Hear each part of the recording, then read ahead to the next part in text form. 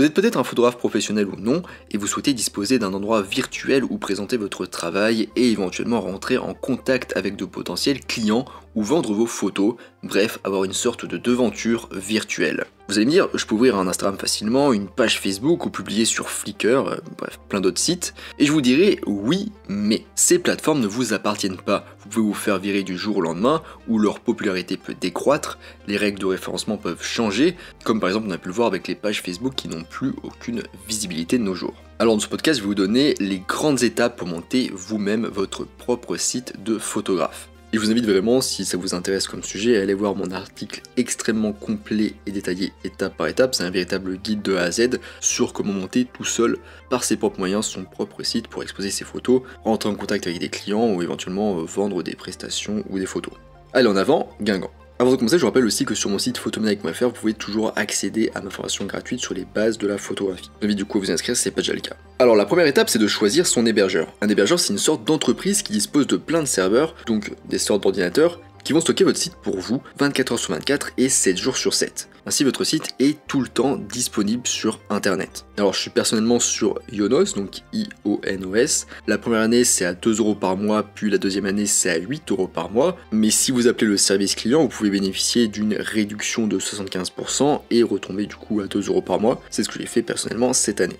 Alors personnellement, j'ai jamais eu de problème avec Ionos, mais c'est pas forcément apprécié par tout le monde. Donc il existe un autre hébergeur, O2Switch, donc O2SWITCH, qui est très apprécié aussi par les personnes qui font des sites internet, mais c'est plus cher. La deuxième étape, c'est de créer son nom de domaine. Le nom de domaine, grossièrement, c'est le nom du site. Dans mon cas, mon nom de domaine, c'est photomaniac.fr. Le nom de domaine, il est unique, il n'y en a pas deux pareils. Alors c'est important car c'est ce que vont taper les gens pour vous trouver sur internet. Il doit être simple, court et avoir au moins un mot qui évoque votre thématique. Prenez-le en .fr si votre site est fait pour un public français. On crée généralement son nom de domaine depuis son hébergeur, en tout cas c'est le cas avec Ionos, et il faut rajouter environ 10 € par an. Et à partir de là, on n'a plus de coûts supplémentaires, sauf éventuellement thème et extension si vous le souhaitez, mais c'est pas obligatoire, comme on le verra après. Donc au total, on est à 2 € x 12 pour l'hébergement, plus 10 € par an, soit 34 € par an, ce qui revient à 3,5 paquets de cigarettes par an. Troisième étape, choisir son CMS et le relier à votre nom de domaine. Alors un CMS, c'est une sorte de précide qui va vous permettre de créer votre site très facilement sans coder.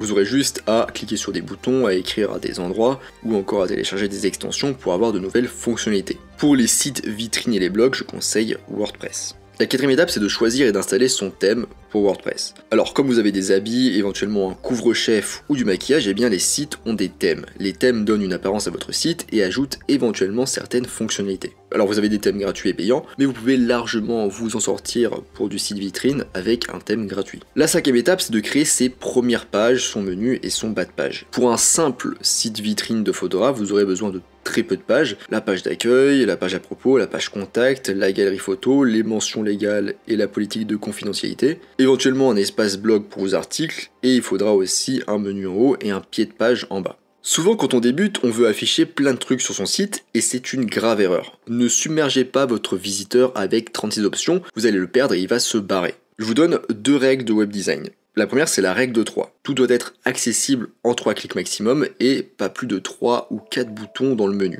Donc ça, c'est une règle à appliquer surtout pour les petits sites. Une autre règle, c'est une page, un objectif. Par exemple, votre page de contact ne doit que servir à vous contacter. Sixième étape, Google Analytics et Google Search Console. Alors c'est pas obligatoire, mais en gros, Google Analytics et la Google Search Console vous donnent de nombreuses informations sur le trafic de votre site, comme par exemple le nombre de visiteurs, le pays d'origine, la durée des sessions, les pages cliquées, etc. Mais surtout, la Google Search Console vous permet d'indexer vos pages pour les rendre visibles dans Google, et ça, c'est important. Septième étape, les extensions de base. Les extensions ou plugins vous permettent d'ajouter des fonctionnalités à votre site. Il y en a des gratuites et des payantes. Souvent, en fait, il y a une version gratuite puis une version payante pour débloquer plus de fonctionnalités. Alors, faut éviter d'en abuser, mais c'est bien d'en avoir au moins une pour les sauvegardes automatiques de votre site, une pour la sécurité et une éventuellement pour la galerie photo. Et je détaille beaucoup plus cette partie aussi, évidemment, dans mon article. Et la huitième étape L'étape bonus, c'est ajouter un produit et un moyen de paiement à son site. Alors ça n'intéressera pas tout le monde, mais j'ai trouvé le moyen d'ajouter simplement un moyen de paiement sans avoir à s'abonner à quoi que ce soit ou à avoir des trucs hyper complexes. Pour les plus curieux, là aussi je vous laisse aller voir l'article qui détaille complètement cette partie. Alors on arrive à la fin de ce podcast sur comment créer son propre site pour exposer ses photos, éventuellement les vendre et rentrer en contact avec de potentiels clients. J'espère que ça vous a plu. Je vous invite vraiment, si ça vous intéresse, à aller voir l'article qui est extrêmement détaillé, ça aurait pu être une formation. Et je vous rappelle aussi que sur mon site photomaniac.fr, vous pouvez retrouver d'ailleurs ma formation gratuite sur les bases de la photo. Je vous invite à vous y inscrire si ça vous intéresse. Moi je vous laisse ici, à la création de votre site peut-être, et je vous dis à bientôt sur Internet mondiaux.